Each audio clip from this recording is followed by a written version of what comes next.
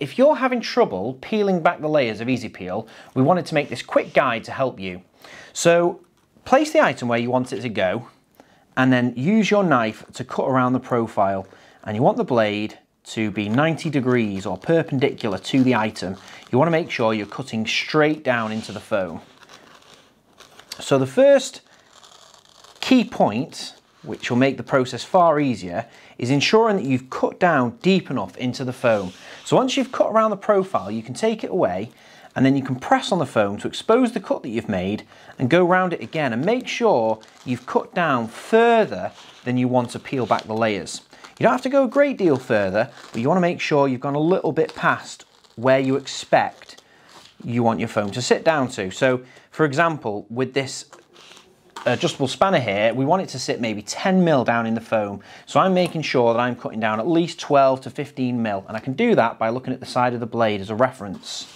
Now when you've cut all the way around your tool, what you want to do is dig your finger into one of the ends, so this top end or the bottom end, it doesn't really matter, and you want to use your finger to pull back the foam. Now the foam doesn't peel on the layers as you might expect. The layers are actually the strongest point of the foam because the foam is melted together in layers, so the joins don't peel. It's the bubble structure, it's the bubbles that are actually the weaker part, so the foam can peel at any level.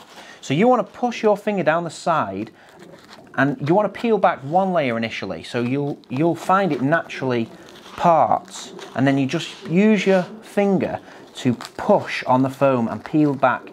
Don't grab it at one end and try and peel it like a banana, because it won't go. We have to follow the peel along. And the reason why it's quite tough is because we don't want it to naturally fall apart. We don't want it to peel apart over time. We want the foam to, we want it to require a little bit of effort in the first instance to peel back the layers, but then once you've created your liner, we want it to last you for years. So we want to make sure that the layers, when we laminate them together, they don't fall apart on you. So once you've peeled back one layer, for this tool, it fits in there lovely, but obviously let's imagine that this was a screwdriver or maybe a hammer or a really big spanner. So let's pretend we need to peel out another layer. So firstly, you want to make sure you're definitely deep enough down in the foam so the layer will separate. And then again, you want to dig your finger down the end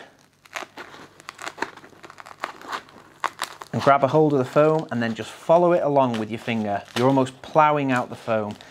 You're pushing it out little piece by little piece, and you can naturally follow the foam along, and you can see we're about an inch into the foam there.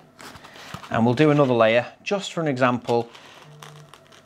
If this is a 50mm piece of foam, and let's say you're trying to put a drill in foam, or maybe an air tool, something that's quite chunky, you might want to peel out another layer. So we've cut around it again, and again you're just pushing your finger down the end and you're just following it along. And you can see the layers that we've pulled out there. So it typically peels next to the lamination, but not on the lamination point itself.